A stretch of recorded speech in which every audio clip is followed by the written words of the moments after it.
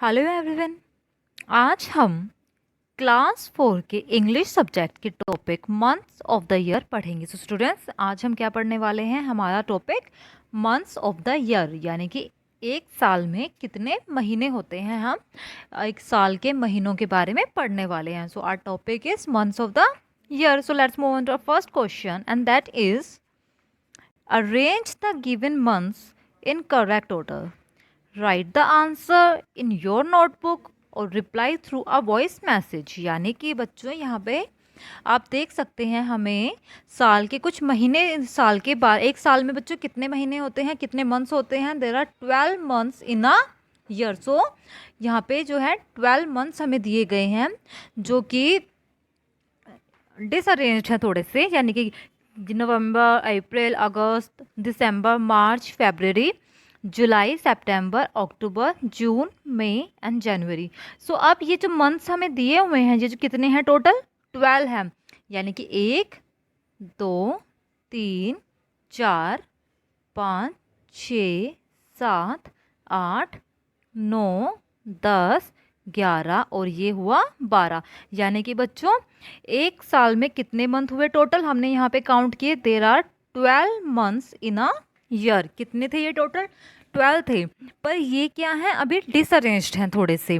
हमें क्या है, जो मंथ हैं उनका ऑर्डर क्या है करेक्ट, कि कौन सा महीना, कौन सा मंथ पहले आता है, उसके बाद कौन सा आता है, हमें उसे अरेंज करना है एक करेक्ट ऑर्डर में। यानी कि अभी ये बॉक्स आपको दिखाई दे रहा है, इसमें जो महीनों के नाम लिखे हुए हैं इनका ऑर्डर अभी इनकरेक्ट है। तो चलिए हम अपने जितने भी महीने हैं हमारे 12, उसको करेक्ट ऑर्डर में लिखते हैं।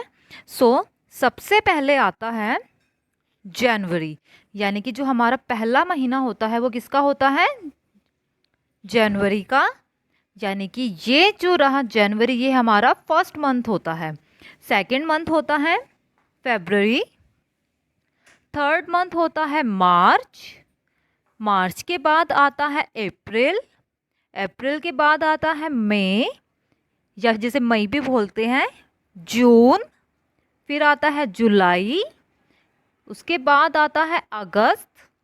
उसके बाद आया सितंबर या सितंबर। फिर आता है अक्टूबर, नवंबर और लास्ट में आता है दिसंबर। तो बच्चों ये था हमारे मंथ्स ऑफ द ईयर का करेक्ट ऑर्डर। यानी कि सबसे पहला मंथ कौन सा होता है साल का? जनवरी। जनवरी क्या है? साल का पहला महीना होता है। So the first month of an year is January. जनवरी क्या है? आपका पहला महीना होता है साल का।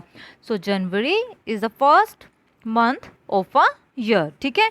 सेकंड मंथ होता है फरवरी का, यानी फरवरी का। तीसरा महीना होता है मार्च का। मार्च के बाद आता है अप्रैल, यानी कि अप्रैल या अप्रैल भी बोलते हैं इसे। फिर आता है मई। फिर आता है जून। उसके बाद आता है जुलाई। फिर आता है अगस्त। फिर आता है सितंबर। फिर आया अक्टूबर, नवंबर और लास्ट मंथ होता है दिसंबर का। तो बच्चों ये है हमारा करेक्ट ऑर्डर। एक साल में जो 12 महीने होते हैं उनका कैसे आता है correct order? January, February, March, April, May, June, July, August, September, October, November and December. ठीक है। सो स्टूडेंट्स, ये हो गया हमारा question number 1। Now let us move on our second question. Fill in the blanks with correct name of the months. यानी कि हमें यहाँ पे कुछ स्टेटमेंट दिए हैं, उनको पढ़ के हमें सही आंसर देना है। जो ब्लैंक हमें दिया हुआ है उसे भरना है। जैसे हमसे पूछा है last month of the year is. So students, अभी अभी हमने पढ़ा है कि महीने का जो लास्ट मंथ होता है वो कौन सा होता है? दिसंबर का। तो यानी कि मतलब साल का जो लास्ट मंथ होता है वो कौन सा होता है, कौन सा महीना होता है साल का अंतिम महीना? वो होता है दिसंबर। यानी कि दिसंबर जो है आपका last month of the year होता है। ठीक है। सेकंड क्वेश्चन है होली। होली क्या है बच्चों? एक फेस्टिवल है जिसमें हम एक दूसरे को गुलाल लगाते हैं, रंग लगाते हैं। तो होली आप सभी को पता है कि ये हमारा फेस्टिवल है और ये कब आता है। हमारा क्वेश्चन है Holi is celebrated in the month of, यानी कि हम होली कब मनाते हैं, मार्च के महीने में। यानी कि जो हमारा तीसरा महीना होता है मार्च का, होली मार्च में आती है। So Holi is celebrated in the month of March. Now our next question is dash comes after July, यानी कि जुलाई के बाद कौन सा महीना आता है। तो बच्चों ये हमने अभी पढ़ा था, पहले आता है जुलाई और जुलाई के बाद कौन सा मंथ आ रहा है, अगस्त का। तो हमने आंसर लिखा अगस्त या अगस्त कम्स आफ्टर जुलाई, यानी जो अगस्त है वो कब आता है, जुलाई के बाद आता है। हमारा फोर्थ क्वेश्चन है my birthday is celebrated in the month of, यानी कि इसमें बोला गया है, इसमें कहा जा रहा है कि जो मेरा जन्मदिन है वो कब कब मनाया जाता है, कौन से महीने में मनाया जाता है। जैसे मेरा बर्थडे नवंबर में आता है, तो मैंने यहाँ पे बच्चों लिखा है my birthday is celebrated in the month of November, यानी कि नवंबर महीने में मेरा जन्मदिन मनाया जाता है। ऐसे ही बच्चों यहाँ पे आपको इस जगह पे जहाँ मैंने नवंबर लिखा है, आपको उस महीने का नाम लिखना है जिस महीने में आपका जन्मदिन मनाया जाता है, जिस महीने में आपका जो बर्थडे है वो सेलिब्रेट किया जाता है। जैसे कुछ बच्चे होंगे जिनका फरवरी में आता होगा, किसी बच्चे का अगस्त में भी आता होगा, तो अलग अलग महीने हैं। तो सभी बच्चों को अपने बर्थडे की जो सेलिब्रेशन मंथ है कि आपका बर्थडे किस महीने में बनाया जाता है, इस नवंबर की जगह पे आपको वो लिखना है। ठीक है, जैसे मेरा बर्थडे नवंबर में आता है तो मैंने यहाँ पे लिखा है नवंबर। ऐसे ही आपका बर्थडे जिस महीने में आता है आपको यहाँ उसका नाम लिखना है। ठीक है, नेक्स्ट आता है हमारा question Gandhi Jayanti comes in the month of अक्टूबर, यानी कि अक्टूबर के महीने में गांधी जयंती आती है। यहाँ पर हमसे कहा गया है कि जो गांधी जयंती है वो किस महीने में आती है। तो बच्चों जो गांधी जयंती है वो हमेशा हर साल अक्टूबर के महीने में आती है। ठीक है स्टूडेंट्स, तो ये हो गया हमारा फिफ्थ क्वेश्चन भी। हमने अपने जितने भी क्वेश्चन थे ये कर लिए। जैसे last month of the year is December, Holi is celebrated in the month of मार्च, यानी कि जो होली है वो कब मनाई जाती है, मार्च के महीने में। अगस्त कम्स आफ्टर जुलाई, यानी कि जो अगस्त का महीना है वो कब आता है, जुलाई के बाद। My birthday is celebrated in the month of, जो भी आपका महीना होगा जिसमें आपका जन्मदिन मनाया जाता है आपको यहाँ पे वो लिखना है। जैसे मैंने लिखा है कि मेरा जन्मदिन नवंबर में मनाया जाता है, तो मैंने लिखा है my birthday is celebrated in the month of November. ऐसे ही बच्चों आपको यहाँ पे अपने जो जन्मदिन आता है जब आपका जिस महीने में आता है यहाँ वो लिखना है। और हमारा लास्ट क्वेश्चन था Gandhi Jayanti comes in the month of October. तो बच्चों ये महीना जो है अक्टूबर का, इसमें गांधी जयंती आती है। तो गांधी जयंती हर साल अक्टूबर के महीने में ही आती है। तो हमारा आंसर है अक्टूबर, कि Gandhi Jayanti comes in the month of October. ठीक है, नाउ अब हम अपने स्टूडेंट्स आज हम अपने लाइफ स्किल्स में रिस्पेक्ट फॉर नेशंस पढ़ेंगे। रिस्पेक्ट फॉर नेशन का मतलब होता है बच्चों अपने राष्ट्र के प्रति सम्मान, अपने जो आपका जो देश है, आपका जो राष्ट्र है उसके प्रति सम्मान। सो चलिए आज हम अपने रिस्पेक्ट फॉर नेशन में अपने नेशनल फ्लैग के बारे में पढ़ने वाले हैं बच्चों।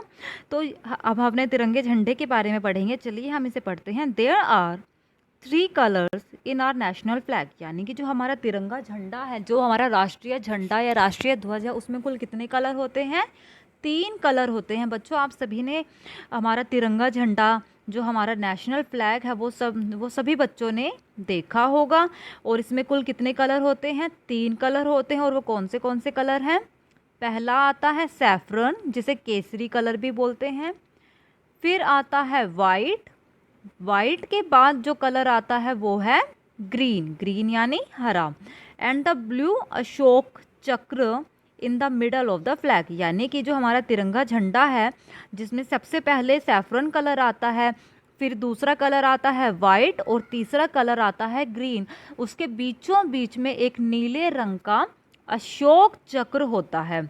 ठीक है, और बच्चों ये जो हमारा झंडा है उसके ना जो ये कलर हैं जैसे कि सैफरन, वाइट, ग्रीन और जो ब्लू अशोक चक्र है उनका अपना एक अलग महत्व होता है। चलिए हम जानते हैं कि वो महत्व क्या है। Let's learn. सैफरन, जो सैफरन कलर होता है, जैसे कि ये आप देख सकते हैं बच्चों, ये जो कलर यहाँ दिखाया जा रहा है, ये सैफरन कलर जहाँ लिखा हुआ जिस पे मैंने अभी सर्कल किया है, ये जो सैफरन कलर है ये ऑरेंज सा कलर आपको दिखाई दे रहा होगा। हमारा जो झंडा होता है उसमें सबसे पहला कलर ये ही होता है। और जो ये केसरी रंग है, जो सैफरन कलर है, इस स्टैंड्स फॉर स्ट्रेंथ एंड करेज, यानी कि सैफरन कलर, जो सैफरन का जो रंग है वो किसके लिए हमारे झंडे में है? स्ट्रेंथ और करेज के लिए, यानी कि स्ट्रेंथ और करेज। सैफरन कलर जो होता है it stands for strength and करेज, यानी कि जो सैफरन कलर है, जो केसरी रंग है, जो ये रंग आपको ऑरेंज ऑरेंज दिख रहा है, ये हमारा सैफरन कलर है। ये किसका प्रतीक है? स्ट्रेंथ एंड करेज का। स्ट्रेंथ का मतलब होता है बच्चों शक्ति। स्ट्रेंथ क्या है? शक्ति का। स्ट्रेंथ का मतलब होता है शक्ति और करेज का मतलब होता है साहस। तो ये किसका प्रतीक है? केसरी रंग शक्ति और साहस, जिसे हम इंग्लिश में स्ट्रेंथ एंड करेज कहते हैं। ठीक है। नेक्स्ट कलर आता है वाइट। वाइट कलर किसका प्रतीक है? पीस का, यानी कि वाइट स्टैंड्स फॉर पीस। इसका मतलब है जो वाइट सफ़ेद रंग है, जो वाइट कलर है, वो शांति का प्रतीक है। पीस का मतलब क्या होता है बच्चों? शांति। ठीक है। तो ये जो वाइट रंग है वो किसका प्रतीक है? शांति का प्रतीक है। ऐसे ही हमारा तीसरा रंग आता है ग्रीन। और जो ये हरा रंग है, जो ग्रीन रंग है, it stands for prosperity. Prosperity का मतलब होता है बच्चों खुशहाली। प्रोस्पेरिटी का मतलब होता है खुशहाली, यानी कि ये जो तीनों रंग है इनका अपना एक अलग मतलब होता है। जैसे केसरी रंग या सैफरन कलर है, it stands for strength and करेज, जिसे हम शक्ति और साहस कहते हैं। फिर जो दूसरा रंग आता है वो है सफ़ेद। सफ़ेद कलर या white colour, it stands for piece, यानी कि शांति का। और जो ग्रीन कलर है इट स्टैंड्स फॉर प्रोस्पेरिटी, यानी कि खुशहाली का प्रतीक है। ठीक है। अब आता है बच्चों हमारा अशोक चक्र एंड द ब्लू अशोक चक्र। ये जो नीले रंग का अशोक चक्र होता है, जो झंडे में बीचों बीच आता है, इन the middle of the flag has 24 spokes, यानी कि इसमें बोला गया है कि जो बीचों बीच झंडे में जो अशोक चक्र होता है उसमें कुल 24 स्पोक्स होती हैं या 24 तीलियां होती हैं। ठीक है। कि कुल कितनी तीलियां होती हैं?